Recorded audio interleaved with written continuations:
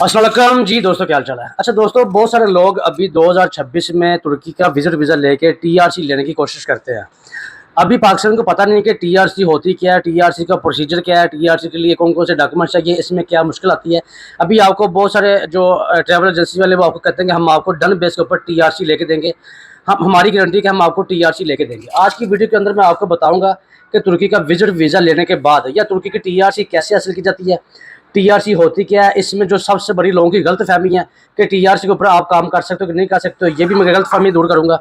इसके बाद मैं आपको बताऊंगा कि स्टूडेंट टीआरसी क्या होता है, या फिर उसके बाद स्टूडेंट टीआरसी अगर आपने लेनी है या फिर आपने फैमिली टीआरसी लेनी है या आपने रेजिडेंस परमिट लेना है तो उसके लिए आपके पास कौन से डॉक्यूमेंट्स होने चाहिए। सबसे पहले बात करते हैं कि टीआरसी, ठीक है। अब बहुत सारे लोगों का ये ख्याल है कि भाई तुर्की का विजिट वीज़ा मिल गया तो समझो टीआरसी मिल गई, ठीक है ना। अब इन लोगों को टीआरसी का पता भी नहीं है कि टीआरसी होती क्या है। मैं आपको बता दूं कि टीआरसी कहते हैं तुर्की रेजिडेंस परमिट, ठीक है, या तुर्की रेजिडेंस सर्टिफिकेट भी कहते हैं। जो तुर्की की नेशनल जुबान है ना, वहाँ के लोग इसको अकामत कहते हैं। अब बहुत सारे लोगों की कन्फ्यूजन ये है कि अगर आपको टीआरसी मिल गई तो आप वहाँ पे काम कर सकते हैं। सबसे पहले आपने ये एक पॉइंट समझना कि टीआरसी और विजिट वीज़ा ये दोनों अलग अलग चीज़ें हैं, इनकी कैटेगरी डिफरेंट है। विजिट वीज़ा के ऊपर आपको सिर्फ एंट्री मिलती है, वो भी चंद एक मखसूस दिनों के लिए, 1 महीने के लिए, 2 महीने के लिए आपको एंट्री मिल गई है। विजिट वीज़ा के ऊपर आप काम नहीं कर सकते। लेकिन अगर आपको वहाँ पे जाकर टीआरसी अप्लाई करने पे टीआरसी अगर आपको मिल जाती है तो आपको क्या लगता है कि आप टीआरसी के ऊपर काम कर सकते हैं? नहीं, टीआरसी के ऊपर आप काम नहीं कर सकते। काम करने के लिए आपके पास तुर्की का वर्क परमिट होना ज़रूरी है। अब अगर कोई बंदा टीआरसी लेने के ख्वाब देख रहा है ना कि भाई मुझे तुर्की की टीआरसी मिल जाएगी और मैं वहाँ पे जाके 1 साल के लिए, 2 साल के लिए या 6 महीने के लिए काम कर सकता हूँ, तो ये गलतफहमी अपने दिमाग से निकाल दें कि आपको टीआरसी के ऊपर काम करने की परमिशन मिलेगी। हाँ, अगर आप कहीं काम करते हुए पकड़ेंगे तो आपको पकड़ेंगे, वो वापस डिपोर्ट कर देंगे। तो अब टीआरसी के ऊपर बात करते हैं कि मैंने आपको बताया कि टीआरसी के ऊपर काम करना वो इलीगल होता है, लेकिन बहुत सारे पाकिस्तानी लोग जाके टीआरसी के ऊपर काम करते हैं। अब ये गलतफहमी लोगों की है कि भाई जी विजिट वीज़ा मिल गया तो टीआरसी मिल गई, ये भी बहुत बड़ी गलतफहमी है। अब इनको टीआरसी का पता ही नहीं है, टीआरसी कैसे अप्लाई की जाती है। आज की वीडियो के अंदर मैं आपको बताऊंगा कि टीआरसी अगर आप वहाँ के किसी यूनिवर्सिटी में एडमिशन लेते हैं तो आपको टीआरसी मिलने के चांसेस बहुत ज़्यादा 95 से 98% तक आपके चांसेस हैं। इसके अलावा फैमिली टीआरसी होती है या कुछ अरसे के लिए शॉर्ट स्टे रेजिडेंस परमिट आपको मिलता है, ठीक है।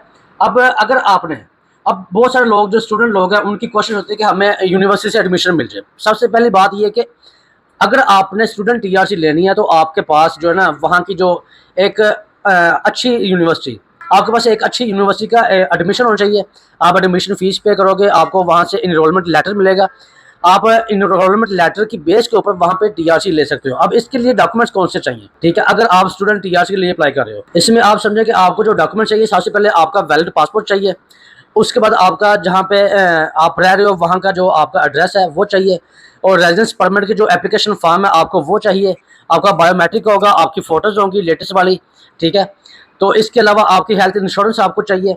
एप्लीकेशन फ़ीस आपने वहाँ पे करनी है, और जो फ़ीस आपने पे किया उसका फॉर्म और उसकी रसीद आपको वहाँ पे साथ लगानी पड़ेगी। इसके बाद जिस यूनिवर्सिटी से आपने एडमिशन लिया उस यूनिवर्सिटी का जो आपके पास इनरोलमेंट लेटर होगा या इनरोलमेंट सर्टिफिकेट होगा वो अपने साथ लगाना, तो फिर आपको टीआरसी मिलने के चांसेस बहुत ज़्यादा होते हैं। अब मैं आपको बता दूं कि लोग फेक कंसल्टेंट जो होते हैं तो वो आपको क्या कहते हैं, आपको कैसे जान से में लेके आते हैं। वो आपको ये बताते हैं कि भाई जी हम आपको टीआरसी जो है ना वो डन बेस के ऊपर लेके देंगे, गारंटी के साथ हम आपको टीआरसी लेके देंगे। टीआरसी किसी भी कंसल्टेंट के हाथ में नहीं है, ये सिर्फ और सिर्फ तुर्किश इमिग्रेशन के हाथ में है। उन्होंने डिसाइड करना कि आपके डॉक्यूमेंटेशन कितनी स्ट्रांग है। अगर आपकी डॉक्यूमेंटेशन के अंदर हल्का सा भी फेक कोई इशू नज़र आ गया, हल्की सी भी फेक उनको नज़र आ गई बात कि भाई ये फेक है या सही नहीं है, तो आपको टीआरसी नहीं मिलेगी। इसलिए टीआरसी अप्लाई करने से पहले आप देख लें कि आपके पास सभी डॉक्यूमेंट्स कंप्लीट हैं, जो जो भी इनकी रिक्वायरमेंट्स हैं वो आपने प्रॉपर तरीके से मैनेज करनी है।